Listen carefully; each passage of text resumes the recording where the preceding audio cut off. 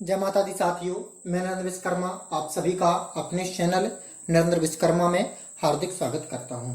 आज मैं आपको प्राथमिक शिक्षक भर्ती परीक्षा या माध्यमिक शिक्षक भर्ती परीक्षा में गणित विषय से संबंधित गणित शिक्षण शास्त्र का गणित का पाठ्यक्रम में क्या महत्व है, इससे संबंधित वेरी मोस्ट ऑब्जेक्ट लेकर आया हूँ।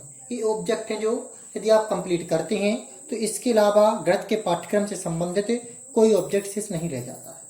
तो पहला ऑब्जेक्ट देखें, गणित शिक्षण का पाठ्यक्रम में क्या महत्व है। तो इसका महत्व है मनोवैज्ञानिकों की आवश्यकता की पूर्ति करता है। मनोवैज्ञानिकों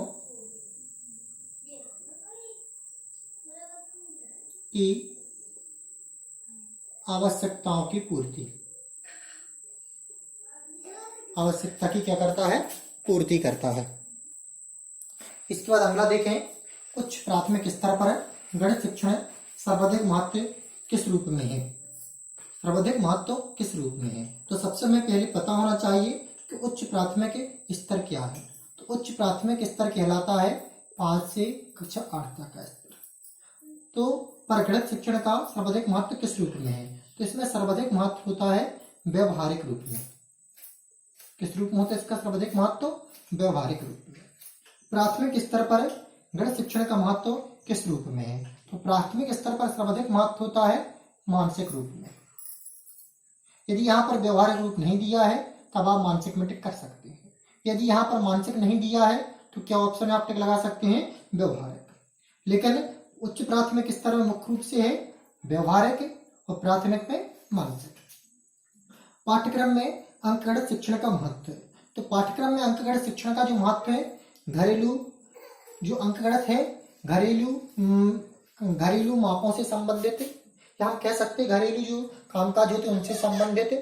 इसके अलावा जो संबंधित है यह है बैंक की जो संबंधित जोड़ घटाना गुणा भाग है, इस प्रक्रियाओं से संबंधित है। और व्यवसायिक कार्य हेतु और मजदूरी हेतु, तो आप मुख्य रूप से क्या लिखेंगे, घरेलू कार्य हेतु, फिर इसके बाद मजदूरी हेतु, व्यवसायिक हेतु और बैंक से संबंधित छोटी प्रणालियों हेतु। जैसे अपन छोटी छोटी जोड़ घटाना गुणा भाग आदि। अब इसके बाद अगला है राष्ट्रीय पाठ्यचर्या की रूपरेखा 2005। यहाँ पर खालिस्तान में नीचे 4 ऑप्शन दिए जाएंगे कि किस पर बल देती है।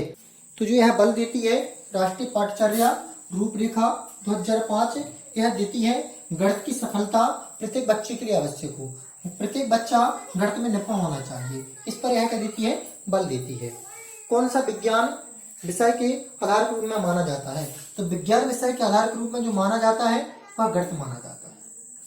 तो आपको सबसे वेरी मोस्ट यह है रखना है, वेरी मोस्ट है राष्ट्रीय पाठ्यचर्या की रूपरेखा 2005 गणित की सफलता प्रत्येक विद्यार्थियों के लिए आवश्यकता पर बल देती है। ये वेरी मोस्ट है आपका।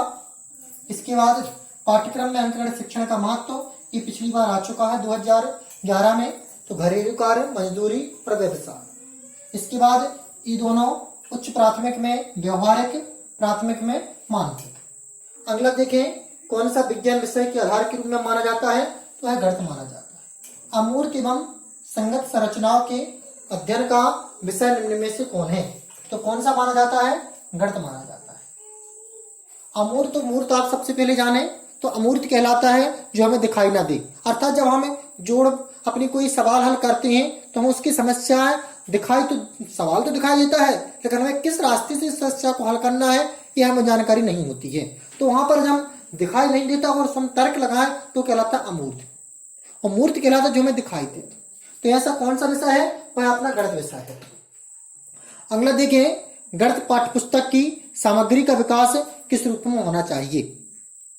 तो देखें, गणित पाठ्य पुस्तक की सामग्री का विकास मुख्य रूप से तर्क शक्ति के रूप में होना चाहिए। हम जो गणित में सामग्री प्रयोग करें तो वह तर्क पर आधारित होना चाहिए। वर्तमान पाठ्यक्रम का जो प्रमुख दोष है, इसमें हमने क्या बताया था, तर्क संगति।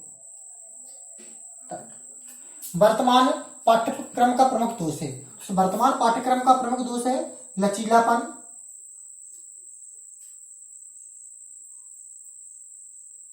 अन्य विषयों से संबंधित ना होना या दूसरे जो विषय हैं उनसे संबंध ना होना और पाठ्य पुस्तक पर बल देना, पुस्तकीय ज्ञान पर बल।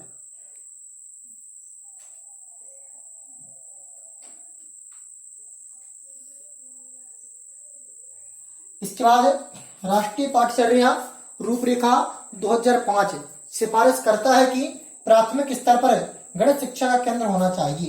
ये आपका वेरी वेरी मोस्ट ऑब्जेक्ट है, इसे आपको अच्छी तरह से कंप्लीट रखना है। तो देखिए इसका जो आंसर होगा, इसका जो आंसर है कक्षा कक्ष में पढ़ाया गया, अध्ययन कराया गया छात्रों के दैनिक जीवन से संबंधित हो। यह प्रत्येक शिक्षक को प्रयास करना चाहिए जो हम बच्चों को पढ़ाएं वह बच्चों के दैनिक जीवन से संबंधित हो, जिससे वो आसानी से हल कर सकें। निम्न में से कौन सा गणित पाठ्यक्रम का उपागम है? तो गणित पाठ्यक्रम के तीन उपागम है, क्रिया केंद्रित, अनुभव केंद्रित और विषय वस्तु केंद्रित।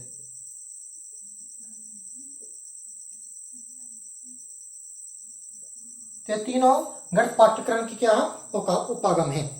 गणित का पाठ्यक्रम का विशेष स्थान देने का प्रमुख कारण है। तो विशेष स्थान देने का प्रमुख कारण है ये सभी विषयों से संबंधित है, सभी विषय से संबंधित है। ये सर्वाधिक इसका हमारे दूसरे विषयों से संबंध है। पाठ्यक्रम निर्माण का सिद्धांत निम्न में से कौन सा है? तो जो हमारा पाठ्यक्रम हमने निर्माण किया है, पाठ्यक्रम क्यों निर्माण किया गया है, तो इसका सिद्धांत क्या है? इसका सिद्धांत है यह अग्रदर्शी होता है। पाठ्यक्रम होने से जो होता है यह दूसरे विषयों से संबंधित होता है। पाठ्यक्रम जो होता है दूसरे विषय से क्या होता है? संबंधित होता है। और समय का सदुपयोग होता है, समय का सदुपयोग।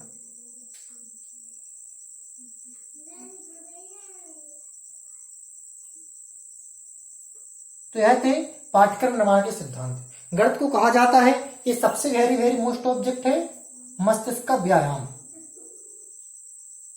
क्या कहा जाता है? मस्तिष्क का व्यायाम।